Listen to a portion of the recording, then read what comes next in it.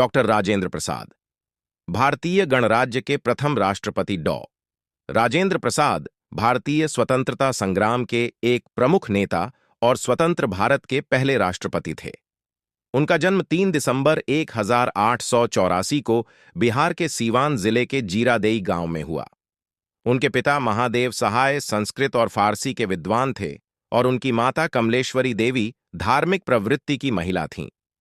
प्रारंभिक जीवन और शिक्षा राजेंद्र प्रसाद बचपन से ही कुशाग्र बुद्धि के धनी थे। उनकी प्रारंभिक शिक्षा छपरा के जिला स्कूल में हुई।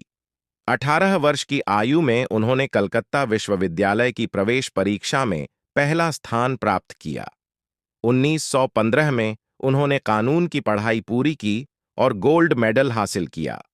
उनकी शिक्षा ने उन्हें न केवल पश्चिमी विज्ञान और विचारों से परिचित कराया, बल्कि भारतीय संस्कृति और परंपराओं के प्रति उनकी समझ को भी समृद्ध किया। स्वतंत्रता संग्राम में योगदान राजेंद्र प्रसाद का स्वतंत्रता संग्राम में योगदान अद्वितीय था। 1917 में चंपारण सत्याग्रह के दौरान महात्मा गांधी से उनकी पहली मुलाकात हुई, जिसने उनके जीवन को पूरी तरह से बदल दिया। गांधी जी के प्रभाव में उन्होंने वकालत छोड़कर स्वतंत्रता संग्राम में कूदने का निर्णय लिया। प्रसाद ने असहयोग आंदोलन, सविनय अवज्ञा आंदोलन और भारत छोड़ो आंदोलन में सक्रिय भूमिका निभाई। 1934 और 1939 में वे भारतीय राष्ट्रीय कांग्रेस के अध्यक्ष चुने गए। उन्होंने अपने नेतृत्व और कुशलता से कांग्रेस को एकजुट रखा और स्वतंत्रता संग्राम को मजबूत बनाया।